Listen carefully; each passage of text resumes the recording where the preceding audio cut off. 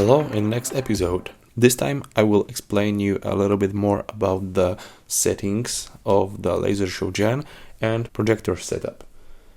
So let's go to the optimization and adjustment settings of the laser projector, and here you will find a lot of settings for proper projection, proper adjustment of the projection. But let's begin with scanning for a new laser projector. So in my case, I will have to turn on my LaserCube 2.5 Pro.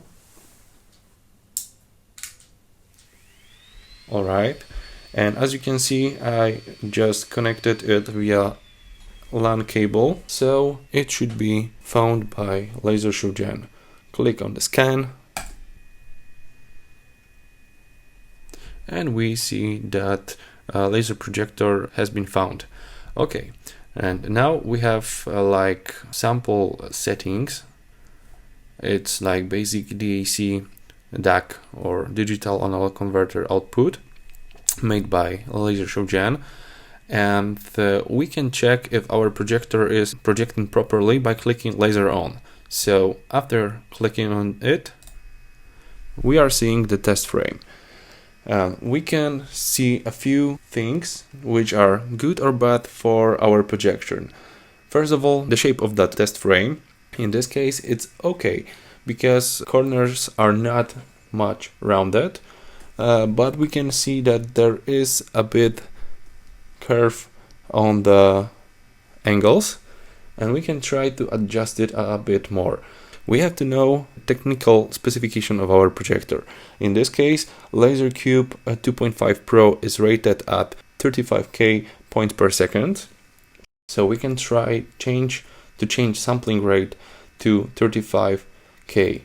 We can click on the plus or minus, or just right click on that button to provide value manually. And now we can see that our projection is even more sharp, which is good for us because it will be helpful for more complex images. And next thing we can also play with is the color range. With these sliders, we can adjust the color to provide the best color palette for our device. And it's helpful if you would like to achieve the white color, pure white color, because sometimes laser projectors are not adjusted properly in terms of using some software. For this example, LaserShowGen.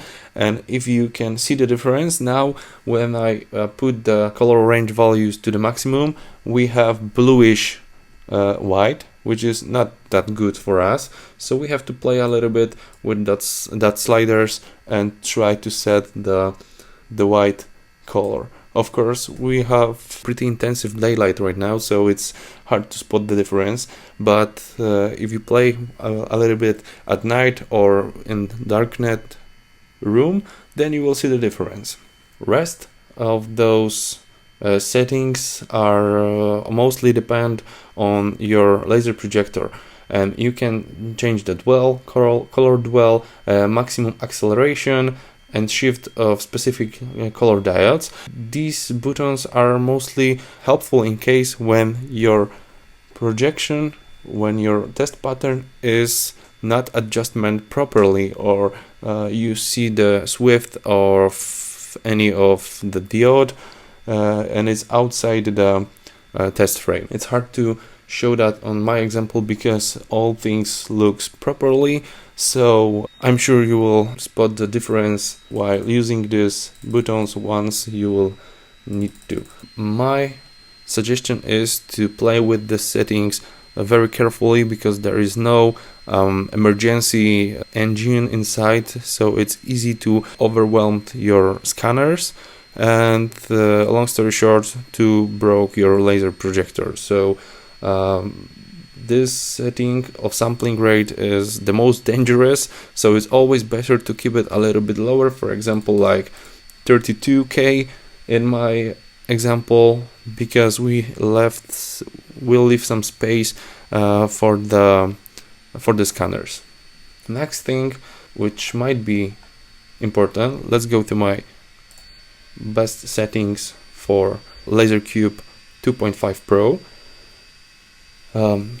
But next setting is blind zone. This one is very useful very useful if you'd like to record your laser show, or if you are making show for some audience and you know that the audience will be placed somewhere right here, and you would like to avoid audience scanning or at least face scanning, right? So you can put the safety zone, and in this zone laser won't project at all. It will be totally turned off. So it's safe for your camera in case you would like to put it here, or for your audience if their heads will be placed in that area position. Alright, next thing which may be useful if you'd like to make laser show for more than one laser projector. I'm sorry for that high pitch noise, but it's like just fun of the LaserCube which is working right now, so you have to forgive me. Next thing is preview of the projection.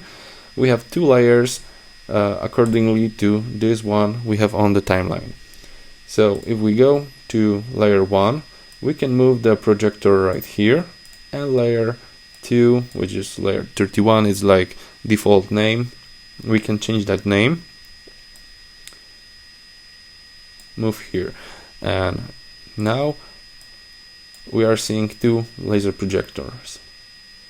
So now I will show you how to assign specific layer to correct laser projector. Let's say this one will be our left projector, and this one will be our right projector. Go back to the settings. Now we have only one laser cube, so let's connect second one.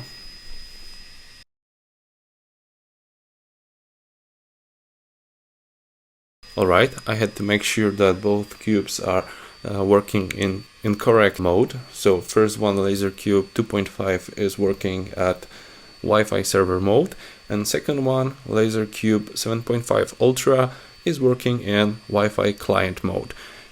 In this configuration, one cube has been connected to the second one. Now we have to connect our LaserCube, first LaserCube 2.5 Pro to Wi-Fi, because we changed the connection mode, so it has been connected. Scan one more time, and now we are seeing two cubes.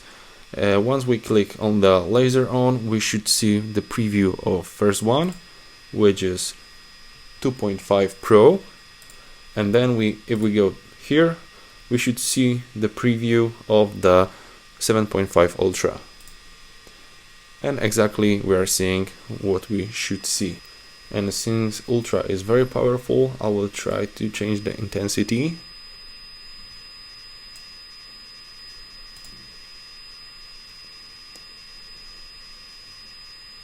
Alright, we'll see a bit interferences on the preview, just because there is a few more network devices around which make those interferences, so sorry for that.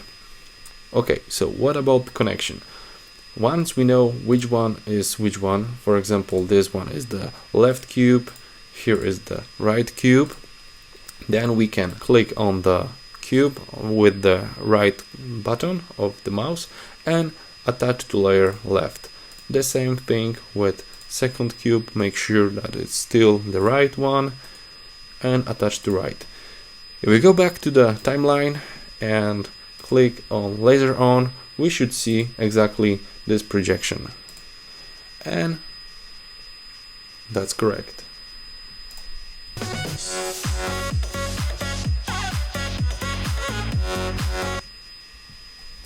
Okay, last but not least, if you would like to select a profile to the specific laser cube, for this example, if we connect LaserCube 2.5 Pro, first what you have to do is to assign layer to specific cube, then go to timeline mode layer DAC assignment, click on it and select the profile you will need. Of course, if you connect more laser projectors, for example with different technical specification, then you can prepare different settings for each projector and assign that profile to each projector to have the most efficient projection. That's all for this episode. I hope this setting page is a bit more clear for you. If not, just let me know and I will try to help you and explain more. Thanks.